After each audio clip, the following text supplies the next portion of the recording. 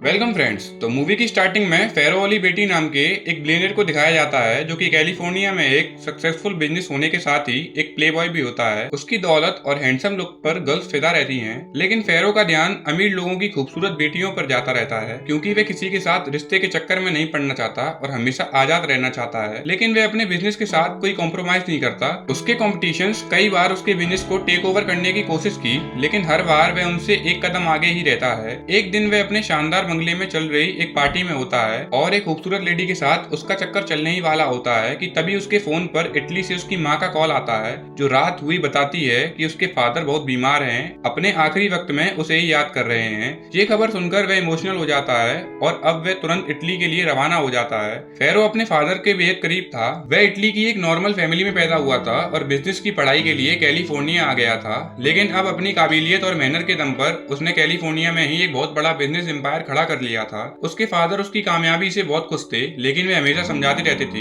कि इंसानियत और सच्चे प्यार के बिना कामयाबी में कोई मायने नहीं होता। अब फेरो इटली में अपने फादर के घर पहुंचता है तो बाहर उसकी माँ बताती है कि उसके फादर के पास अब सिर्फ कुछ ही घंटे बचे हुए हैं। ये सुनकर फेरो की आंखों में आंसू आ जाते हैं और अब वे अंदर अपने फादर से मिलता है तो एक दूसरे को देखकर दोनों इमोशनल हो जाते हैं। उसके फादर बड़ी मुश्किल से बता पा रहे थे। वो जानते थे कि उनके पास ज्यादा वक्त नहीं था, इसलिए वे सबसे पहले अपनी आखिरी इच्छा बताते हैं कि चाहते थे कि मौत के बाद फेरो 30 दिन के लिए अपने बिजनेस को छोड़कर किसी ऐसी जगह चला जाए जहां उसे ना कोई जानता हो। इस दौरान वह कोई भी पैसा अपने साथ लेकर ना जाए और कहीं भी अपने नाम का इस्तेमाल ना करे। अपने फादर की इस अजीब सी इच्छा को सुनकर फेरो हैरान रह जाता है और उनसे पूछता है कि वे ऐसा करने के लिए क्यों कह रहे हैं। लेकिन फेरो के फादर उसका हाथ पकड़कर कहते हैं कि इस वक्त उससे कोई सवाल मत पूछो, बस मुझसे वादा करो कि तुम हर हालत में मेरी ये आखिरी इच्छा पूरा करोगे। फेरो के लिए ये बहुत मुश्किल काम था क्योंकि उस वक्त उसका एक कंपटीटर उसकी कंपनी को टेक ओवर करने की जबरदस्ती कोशिश में लगा हुआ था और फेरो की गैर मौजूदगी में वह अपनी कोशिश में कामयाब भी हो सकता था। लेकिन अपने फादर की आखिरी इच्छा पूरी करने के लिए वह रिस्क लेने को तैयार हो जाता है। इसके बाद उसके फादर की मौत हो जाती है। उनके फ्यूनरल के बाद फेरो कैलिफोर्निया वापस आकर अपने असिस्टेंट लॉरेंस से मिलता है। वो उससे कहता है कि अगले 30 दिन तक कंपनी की सारी जिम्मेदारी तुम्हारे ऊपर है। लॉरेंस उससे काफी सारे सवाल करना चाहता था, लेकिन फेरो बस उसे इतना ही कहता है कि तुम संभाल लो। इसके बाद वे अपने ड्राइवर क्लंट और उसकी आईडी लेता है और एक कमर्शियल प्लेन से न्यूयॉर्क पहुंच जाता है अपने फादर की आखिरी इच्छा पूरी करने के लिए। फेरो अपने साथ एक भी पैसा नहीं लेकर आया था, इसलिए एयरपोर्ट से बाहर आकर शहर जाने के लिए वह एक ट्रक में लिफ्ट लेता है। अब उसका सबसे पहला काम था कि नौकरी ढूंढना। शहर पहुंचकर फिर कई छोटी छोटी दुकानों पर नौकरी मांगने जाता है, लेकिन अनजान शहर में नौकरी मिलना इतना आसान भी नहीं होता। ये पूरे दिन किसी छोटे मोटे काम की तलाश में भटकता रहता है, लेकिन जब शाम होने तक भी उसे कोई काम नहीं मिल पाता तो वह एक बार एक लड़की के पास जाकर बैठ जाता है जो उसे हैंडसम लुक को देखकर उसकी ओर अट्रैक्ट भी होने लगती है। लेकिन जब वो उसके बारे में पूछने लगती है कि वे क्या करता है और कहाँ रहता है तो फिर उसे घुमा फिराकर जवाब देने लगता है, जिससे वो वहां से निकल जाती है। लेकिन अब ये सब देख रही एक मोटी लड़की उसके पास आती है और अपना नाम पीटा बताकर फेरो को अपने साथ अपने फ्लैट पर ले जाती है जहां उसकी एक फ्रेंड पहले से सोई हुई थी। पीटा फेरो को अपने रूम में ले जाकर उसके साथ रोमांस करने की कोशिश करने लगती है, लेकिन फेरो की इतनी खराब चॉइस भी नहीं थी। वो उससे गेस्ट होने का बहाना करके सोने की कोशिश करता है, लेकिन जब पीटा के खर्राटे की आवाज से नींद नहीं आती तो वह उठकर सोने के लिए दूसरे रूम में निकल जाता है जहाँ पर दूसरी लड़की सोई हुई थी। लेकिन उसकी हार्ट की वजह से लड़की घबरा जाती है और आधी रात को ही उसे बाहर निकालकर दरवाजा बंद कर लेती है। वो पीटा पर भी गुस्सा करती है कि एक अनजान आदमी को अपने फ्लैट पर कैसे ला सकती है।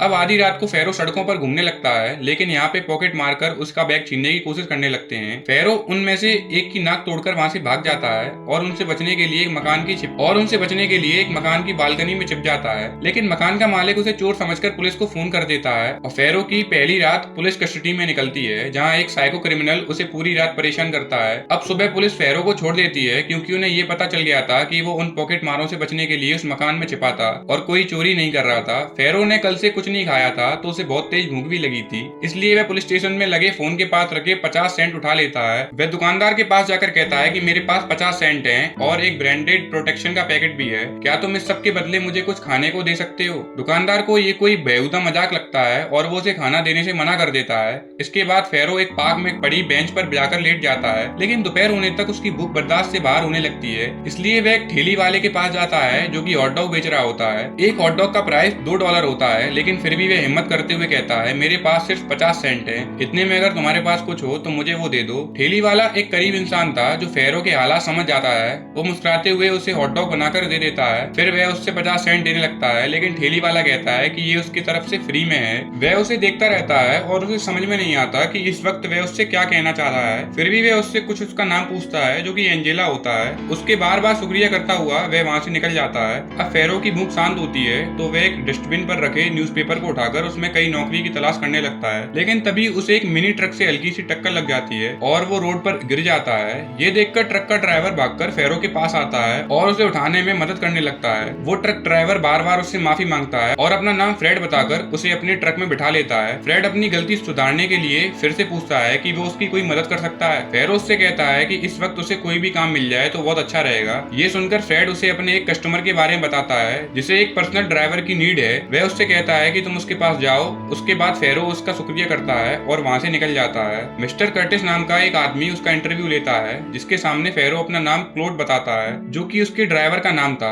उसकी आईडी भी अपने साथ लेकर आया था। कर्टिस उसे नौकरी पर रख लेता है और नेक्स्ट डे से काम करने के लिए कहता है, लेकिन कर्टिस की वाइफ कैट की नजर फेरो के हैंडसम लुक पर पड़ गई थी, इसलिए वह उसे आज से ही काम पर रखने के लिए कहती है क्योंकि आज रात की पार्टी के लिए उन्हें एक वेटर की नीड थी। फेरो इसके लिए मान जाता है क्योंकि उसके पास कहीं ठहरने का कोई इंतजाम नहीं था। इस तरह रात की पार्टी में वो वेटर का काम करता है जहाँ उसे कई शराबी लोग को बर्दाश्त करना पड़ता है। इस दौरान कर्टिस की वाइफ फेरो के आसपास ही मंडराती रहती है। तभी वह एक टीवी पर एक न्यूज देखता है कि उसकी कंपनी ओली बटी एंटरप्राइजेस ने अपना कॉम्पिटिटर को हराकर एक बहुत बड़ा प्रोजेक्ट हासिल कर लिया है। ये सुनकर वह बहुत खुश होता है और जब वह पार्टी में आए एक शराबी गेस्ट के पास घर छोड़कर जाने को कहता है तो रास्ते में जब अपने असिस्टेंट लॉरेंस को फोन करके उसे शाबाशी देता है और उससे अपनी कंपनी के हर सब एम्प्लॉय को 5000 बोनस बांटने के लिए भी कहता है। ये सुनकर लॉरेंस हैरान हो जाता है क्योंकि इससे पहले फेरो वह आदमी था जो अपने एम्प्लॉयज ने कई ज्यादा परवाह नहीं करता था, लेकिन एक आम आदमी की जिंदगी की परेशानी को झेलकर अब उसके अंदर ये एहसास हो गया है कि गरीब आदमी कैसा जीता है। अब वह वापस आकर सोने के लिए अपने रूम में जाता है तो अंदर कर्टिस की वाइफ कैट को देखकर वह शॉक रह जाता है। अब इससे पहले कि वह कुछ कह पाता उसके गेट पर कोई नॉक करता है। वह सेकंड में कैट को अपने बेड के नीचे छुपा देता है और दरवाजा खोल देता है। ये कर्टिस की बेटी नैन्सी होती है जो कि शराब के नशे में धुत होती है। तभी फिर से दरवाजे पर नॉक होती है तो इस बार फेरो नैन्सी के बाथरूम में छुपा देता है और वह गेट खोलता है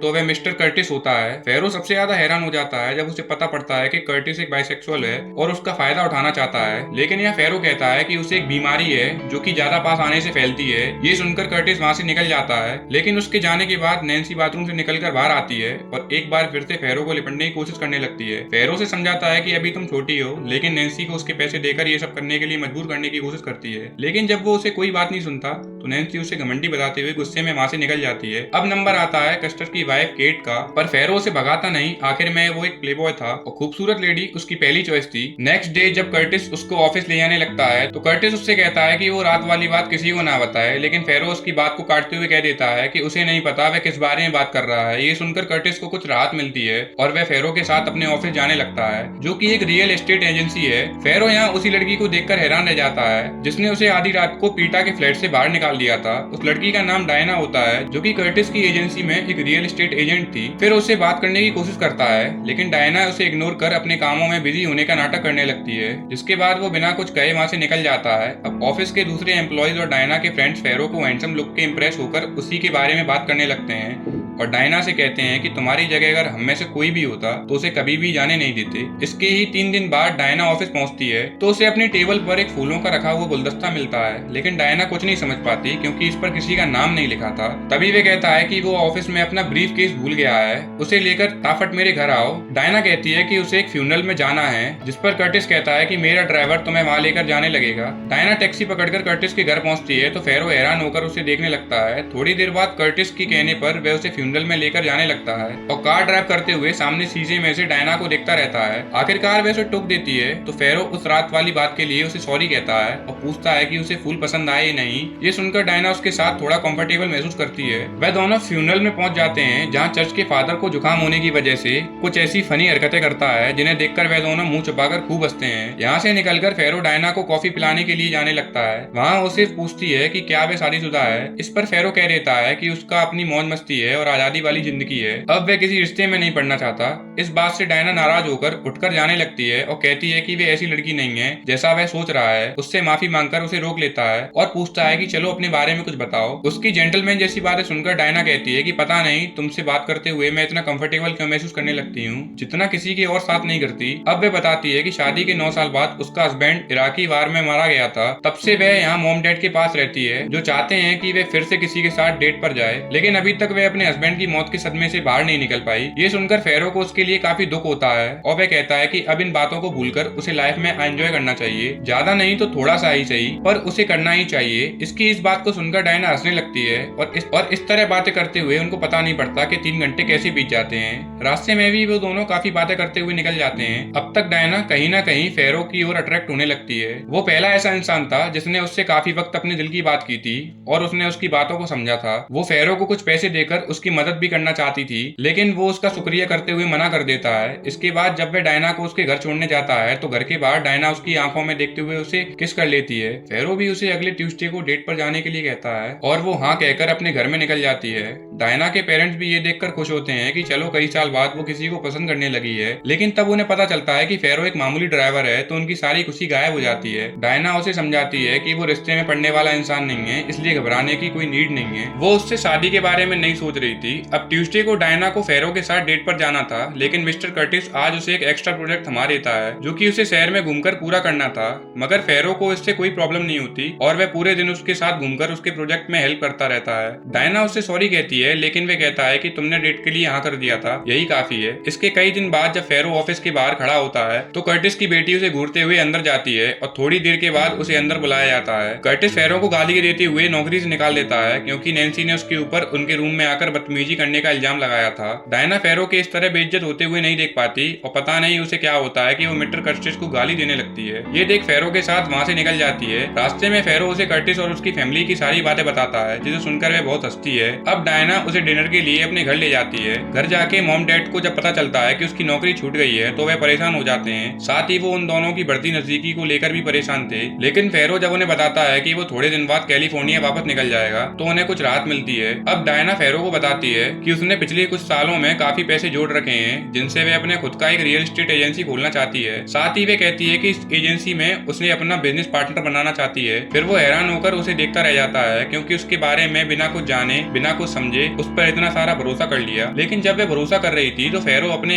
एक्सपीरियंस का इस्तेमाल करते हुए उसकी एजेंसी के लिए एक सॉलिड बिजनेस प्लान तैयार करता है जिसमें वो कर्टिस के 3 एम्प्लॉयज को, जो कि डायना के फ्रेंड भी होते हैं, उन्हें 15-15 प्रॉफिट शेयर का ऑफर देकर अपनी एजेंसी में बुला लेता है। वो अपना बिजनेस पार्टनर बनाने के लिए एक बार फिर से डायना का शुक्रिया करता है और दोनों डांस करके अपनी एजेंसी की शुरुआत का सेलिब्रेट करते हैं। अब रास्ते में डायना कहती है कि लगता है मुझे तुमसे प्यार होने लगा है, लेकिन फिर वो ये कहकर बात को टाल देता है कि उसे वक्त वो नशे में बोल रही है। मगर वह इतना कहता है कि उसके जैसी लड़की उसे अपनी जिंदगी में पहले कभी नहीं मिली, वह सबसे अलग है। इसके बाद अपनी एजेंसी शुरू हो जाती है और पहले 2 हफ्तों में उन्हें $12,000 से ज्यादा का प्रॉफिट होता है, जिससे डायना बहुत खुश हो जाती है। लेकिन फेरो को वापस जाने का वक्त भी अब नजदीक आ गया था, इसलिए वो डायना से कहता है कि उसे जल्द ही यहाँ से वापस जाना पड़ेगा। ये सुनकर डायना उदास हो जाती है और कहती है कि इससे तो अच्छा ये होता ही नहीं कि कैलिफोर्निया में ही अपनी एजेंसी खोलते। फेरो ये सुनकर कोई जवाब नहीं देता और एक लंबी सांस लेकर किसी सोच में पड़ जाता है। अब फेरो के यहाँ पूरे 23 दिन बीत जाते हैं और आज उसके पास स्टेंट लॉरेंस का कॉल आता है। उसे एक पूरी खबर देता है कि उसकी कंपटीशन ने उसके जाने के फायदा उठाकर उसकी कंपनी को टेक ओवर करने के लिए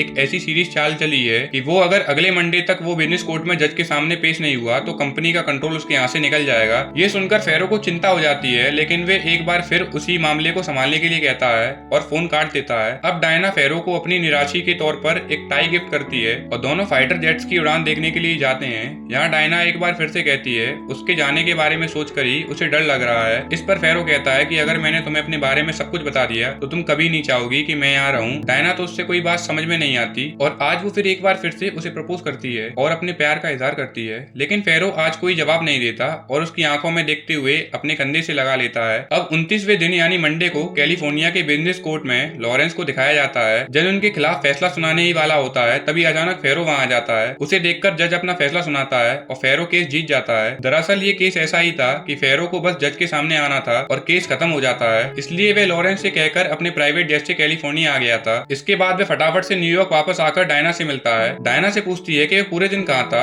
जिस पर फेरो कहता है कि मुझ पर भरोसा रखो, वक्त आने पर मैं तुम्हें सब कुछ बता दूंगा। डायना मान जाती है, लेकिन वहाँ तभी केटस की वाइफ केट आ जाती है। अब फेरो से लिपटकर उसके साथ चलने के लिए कहने लगती है। ये देखकर डायना को बहुत तेज गुस्सा आता है और वह ऑफिस से निकलकर घर की ओर भागने लगती है। फेरो उसे रोकने की कोशिश करता है, लेकिन वह तेजी से यहाँ से निकल जाती है और अपने घर की ओर भागते हुए उसका फोन भी नीचे गिर जाता है। अब वह ऑफिस के फोन से बार बार डायना के घर के नंबर पर फोन लगाता है, लेकिन उसकी माँ उसका फोन सुनते ही काट देती है। नेक्स्ट डे उसे कैलिफोर्निया वापस जाना था, इसलिए अब वो ऑफिस में काम करते हुए फिर से डायना के घर का नंबर लगाता है, लेकिन इस बार उसकी माँ फोन उठाकर गुस्से में कहती है कि मेरी बेटी जब तुमसे बात ही नहीं करना चाहती तो क्यों उसके बार बार परेशान कर रहे हो। ये सुनकर फेरो उदास हो जाता है, जबकि असलियत ये होती है कि डायना ने अपनी माँ से कई बार पूछ लिया था कि ऑफिस से किसी का फोन तो नहीं आया। आखिरकार वे अगले दिन ऑफिस जाती है तो वहाँ उसे पता चलता है कि फेरोज चला गया है। उसके लिए उसे गुड बाय के अलावा कुछ नहीं कहकर गया और ना ही अपना कोई नंबर छोड़कर गया है, जिसे सुनकर डायना बहुत ज्यादा उदास हो जाती है। इसके कुछ दिन बाद कर्टिस के घर पर वह ट्रक ड्राइवर फ्रेड आता है, जिसे नौकरी दिलवाने में फेरो ने हेल्प की थी। वो कर्टिस को बताता है कि तुम्हारे घर पर कल नाम का जो ड्राइवर काम करता था वो असल में फेरो ओलिवेट नाम का एक बिलियनर है। ये कहकर वो उसे $50,000 का चेक दिखाता है जो फेरो ओलिवेटी ने फ्रेड में खुश होकर उसके लिए भिजवाया था। मिस्टर कर्टिस और उसकी बेटी ये देखकर हैरान रह जाते हैं कि दूसरी ओर कैलिफोर्निया में फेरो को अपनी मॉम से बात करते हुए दिखाया जाता है और उन्हें बताता है कि उसके फादर एक बहुत ही समझदार इंसान थे। वह कहता है कि उनकी आखिरी इच्छा ने मुझे बहुत कुछ सिखा दिया और उन्हीं की वजह से मैं एक ऐसी लड़की से मिला जो पहले कभी नहीं मिली थी और जो सबसे अलग है, लेकिन लगता है कि मैंने उसे खो दिया है। ये सुनकर उसकी मॉम कहती है कि तुम इतनी जल्दी कैसे हार मान सकते हो, जाओ और जाकर उससे बात करो। अब वो फिर से न्यूयॉर्क पहुंचकर टैक्सी से डायना के घर जाता है। डायना की मॉम उसे घर के अंदर नहीं आने देती, लेकिन इस बार डायना दरवाजे पर ही आ जाती है और उसे पता पड़ता है कि उसकी मॉम ने फेरो की कॉल की बात छुपाई थी। अब डायना और फेरो काफी देर बातें करने लगते हैं, लेकिन अब तक फेरो ने उसे अपनी असलियत नहीं बताई थी और ना ही डायना ने उसे कुछ पूछा था। लेकिन वो समझ गई थी कि फेरो, जिसे वो एक सिर्फ ड्राइवर के इंसान के रूप में जानती थी,